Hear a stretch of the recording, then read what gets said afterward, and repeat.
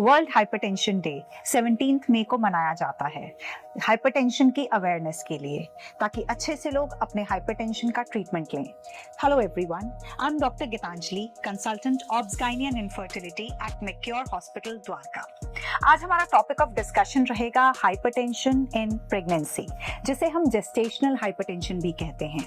कई बार हमारे पास लेडीज आती है कि मैम मेरे पैरों में स्वेलिंग हो रही है, मुझे सिवियर हार्ट बर्न हो रहा है, या मुझे ब्लरिंग ऑफ विजन हो रही है, धुंधला दिखाई दे रहा है, या बहुत सिवियर हेडेक रह रहा है जो कि किसी भी मेडिसिन से नहीं जा रहा है। तो हम सबसे पहला डाउट करते हैं हाइपरटेंशन पे, उसके बीपी पे, कि सबसे पहले जाके अपना बीपी चेक कराओ कि कहीं तुम्हारा बीपी तो नहीं बढ़ा हुआ। बहुत सारी गाइडलाइंस और कमिटीज बन गई हैं जिसमें हमारी कोशिश होती है कि हम प्रेगनेंसी में जो हाइपरटेंशन होती है, जेस्टेशनल हाइपरटेंशन, उसे टाइम पे डायग्नोज करें और ठीक से उसका ट्रीटमेंट करें, ताकि हमारी मदर और उसका बेबी सेफ रहे और एक सेफ डिलीवरी मिले उन्हें। तो कौन से पेशेंट्स को खास ध्यान रखना चाहिए कि उन्हें जेस्टेशनल हाइपरटेंशन हो सकती है? अगर आपको पिछली प्रेगनेंसी में बीपी बढ़ा था, हाइपरटेंशन हुई थी, तो इस प्रेगनेंसी में भी आप हाइपरटेंशन के रिस्क पे हैं। तो अगर किसी औरत को बीपी प्रेगनेंसी में आफ्टर 20 वीक्स बढ़ता है, तो उसे हम जेस्टेशनल हाइपरटेंशन कहते हैं। वो पेशेंट्स जिनको क्रॉनिक हाइपरटेंशन है, यानी कि प्रेगनेंसी से पहले से ही उनका बीपी बढ़ा हुआ रहता है और वो हाइपरटेंशन का ट्रीटमेंट लेते हैं, वो पेशेंट्स क्रॉनिक हाइपरटेंसिव्स होते हैं, तो उनका प्रेगनेंसी में भी बीपी और बढ़ सकता है।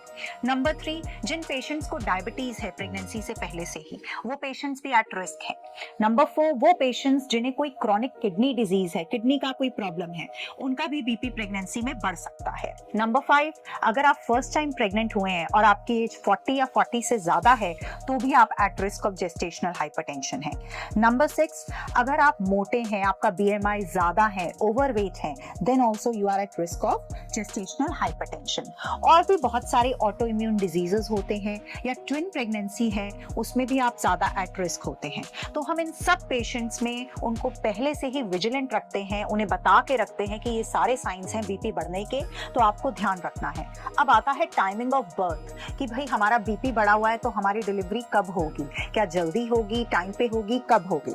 तो हमारा टारगेट जो माइल्ड टू मॉडरेट हाइपरटेंशन के पेशेंट्स होते हैं, उसमें हमारी कोशिश रहती है कि 37 वीक्स पे ही डिलीवरी करें, उससे पहले ना करें।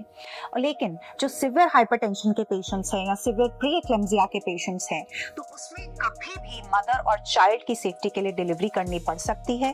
हमारी कोशिश होती है कि हम 34 वीक्स के बाद करें, लेकिन अगर इमरजेंसी आती है तो उससे पहले भी करनी पड़ सकती है। इसलिए ऐसे पेशेंट्स में हम पहले से ही उन्हें कॉर्टिकोस्टेरॉइड कवर देके रखते हैं, ताकि उनकी लंग्स मैच्योर हो जाए बेबी की। So this was a small discussion on gestational hypertension. इसके अलावा आपकी कोई भी क्वेरीज हैं या आप कोई भी अपनी जानकारी चाहते हैं, तो आप हमें मैक्योर हॉस्पिटल द्वारका में कॉन्टैक्ट कर सकते हैं। Thank you.